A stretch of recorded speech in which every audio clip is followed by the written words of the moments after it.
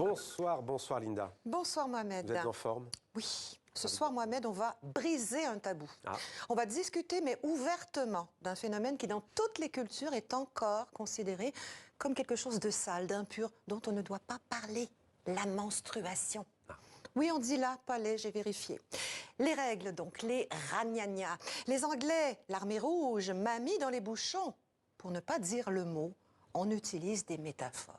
Alors, pourquoi en parler franchement aujourd'hui?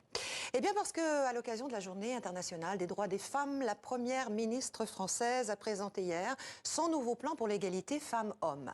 Parmi les mesures annoncées, il y en a une qui a particulièrement capté mon attention. La France va bientôt rembourser les protections périodiques pour les femmes de moins de 25 ans. D'accord. Ouais, la ménopause arrive très tôt ici en France.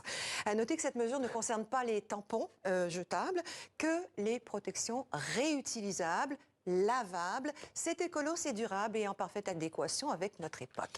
Et c'est aussi, Mohamed, un moyen de lutter contre la précarité menstruelle. La précarité menstruelle, c'est très sérieux. C'est quand on n'a pas accès aux protections hygiéniques. Vous savez combien ça coûte, Mohamed, une culotte menstruelle? Non, je ne sais pas. En moyenne, 30 €. 43 $ canadiens, presque 20 000 francs CFA. Il en faut au moins 2 par jour, pendant 5 jours, 12 mois par an, 40 années durant. Qui a les moyens de se payer ça? Alors, il y a des femmes qui doivent choisir entre manger ou acheter des protections hygiéniques. 500 millions de femmes et de filles dans le monde sont dans cette situation.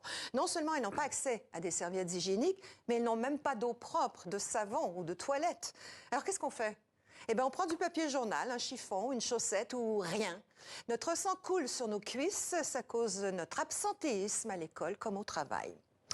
Il y a quelques mois, Mohamed, le 15 août 2022, je crois que vous étiez en vacances à ce moment-là, eh bien, ce jour-là, l'Écosse est devenue la première nation du monde à fournir gratuitement et à toutes les femmes des serviettes sanitaires et des tampons hygiéniques.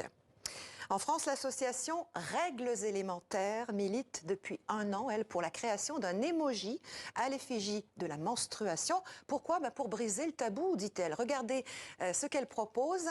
Un period emoji, une petite culotte tachée de sang. Rien de bien méchant. J'ai trouvé cette image et la plupart des illustrations que vous avez vues sur l'Instagram de Règles élémentaires. Allez voir si vous aussi, vous avez envie de changer les règles.